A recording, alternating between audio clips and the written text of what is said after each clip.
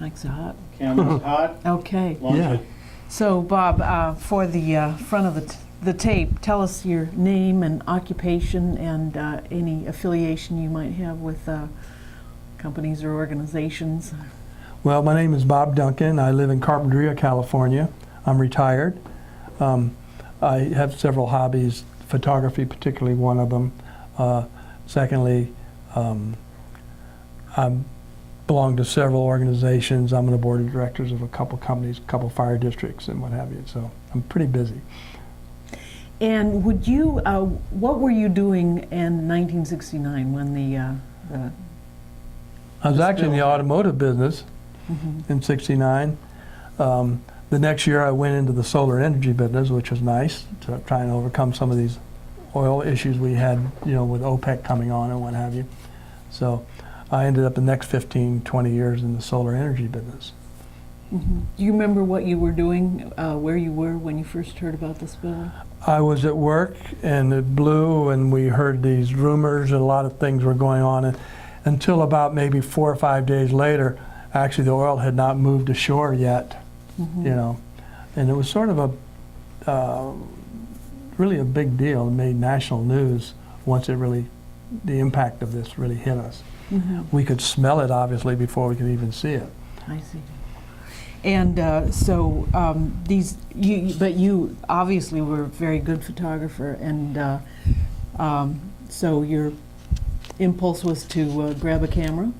Well, I have a camera with me a lot of times. I didn't get down to the beach to take pictures until about 4 or 5 days later. And at that point in time, they had massed workforces and even prisoners, cleanup crews. They brought a lot of hay and supplies in, and they pretty well had cleanup production going. So that would be in these pictures you've taken here. Well, I've got a picture of one in the harbor. There's a boat spreading hay.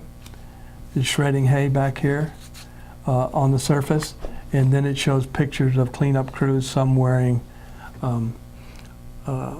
the yellow slickers. Those are the prisoners? See those prisoners, and you see also with the blue shirts. And what they do, they collect the hay and they put up in piles. Very time-consuming, very laborious, really. One pitchfork of that stuff with hay probably was quite weighty, even in itself, once it so absorbed the hay, you know, the oil. And were there any, this is a great picture, one of my favorites. Was there any public outcry about the use of the prisoners? Is there? No, there was no problem with that. No, public didn't it was hard to want even get volunteers. That's pretty nasty work once you Sure. start wading into that, even trying to breathe. You notice here the precautions they took in the Gulf with this latest spill we had versus here, the fellows aren't wearing any protection really at all. Tell me how you felt as all this was happening. What were your emotional reaction to? Well, Santa Barbara is sort of a special place, and frankly, people come from all over the world to visit here or to live here. And I feel privileged, and I think most people that live in Santa Barbara feel privileged. It really was besmirking our beaches and our habitat. You know, we were not that fond of having oil out there in the first place, and I guess things come true sooner or later. If it's out there, something's going to happen sooner or later. Tell me more about how you actually took these pictures, because you were right down there on the beach to take these pictures. Well, I'm fortunate these pictures even lasted all these years. Usually they deteriorate, slides particularly. I always shoot Kodachrome, which is high quality color pictures. And I was even surprised myself when I dug these up several years ago that the color quality was still there.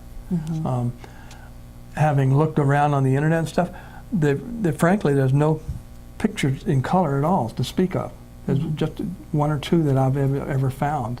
I fortunately had 50 of them, and I'm more than pleased to have you and your organization use these for educational purposes. Thank you. So were these pictures all taken within a very short period of time, a couple of days? They were taken the same day. They were. And these pictures And how far was that after the end of the it was about the 5th day. So would you say that again in one sentence with These pictures were taken. Taken about the 5th day after the spill. Take a little break. Okay. Ask the question again and answer with A by complete beginning- sentence. Okay, I don't do sentences. No, you're doing fine. Okay. You're doing fine. That's why we have SD cards. What- We've got 4 hours worth of SD cards. How, over what frame of time were these pictures taken? They were all taken on the same day, about 5 days after the spill. Mhm. And what happened with you personally?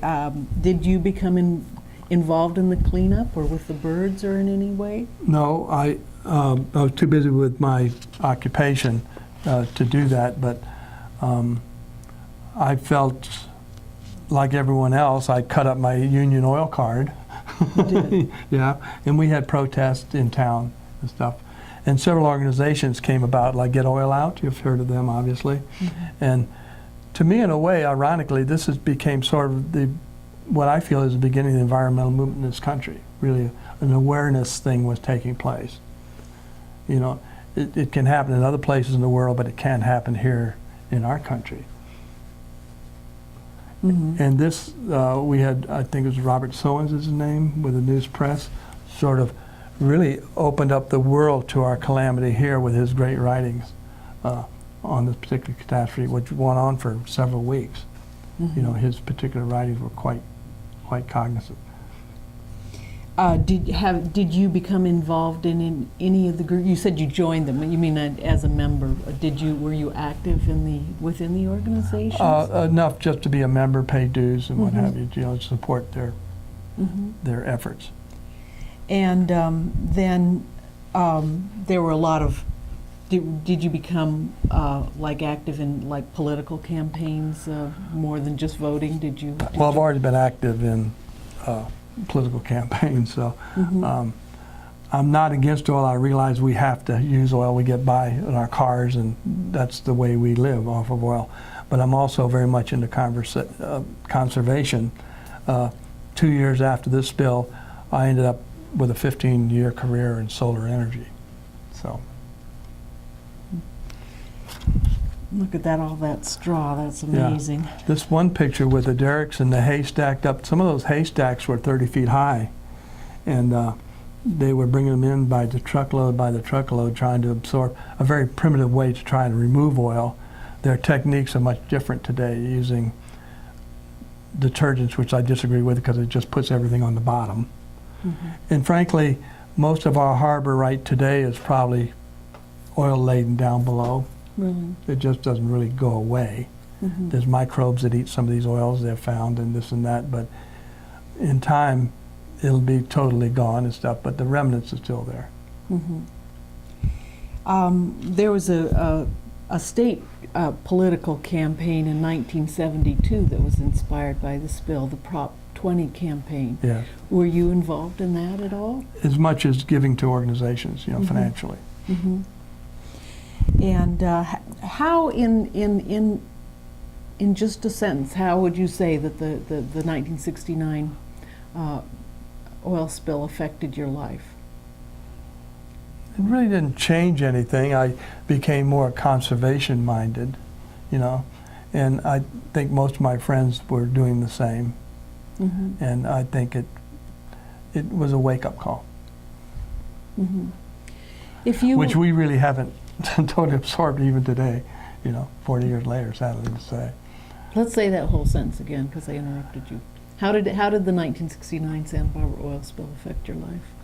Well, it did. I became more conservation minded, but frankly, we haven't learned our lesson yet. We're too busy with our lives to really get too involved in, totally making things work without using these fossil fuels that can be dangerous to us in a number of different ways.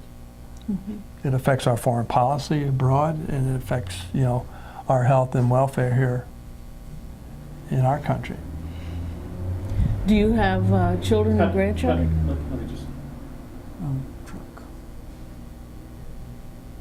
3, 2, 1, and? Bob, do you have children and grandchildren? No, I don't. No.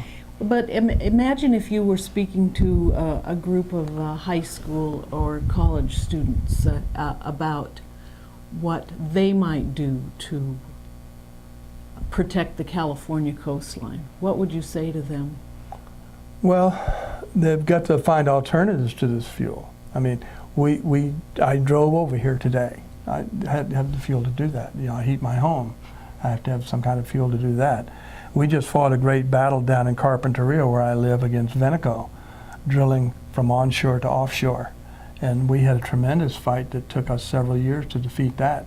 We just can't let these people come in with their money and their wherewithal and their bribes, per se, convince locals that they should do this, which end up ruining their community.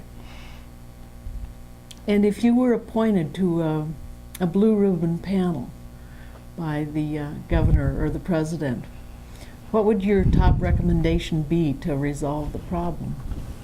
I think conservation right now is in finding alternatives to using fossil fuels, mass transit, so on.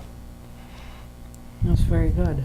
So, So, Toby, is there anything we need to go back over on the? No, we're going to do a second shot. We're going to second take. I'll Okay. make a couple of minor changes, so why don't you guys just relax for a second. Okay.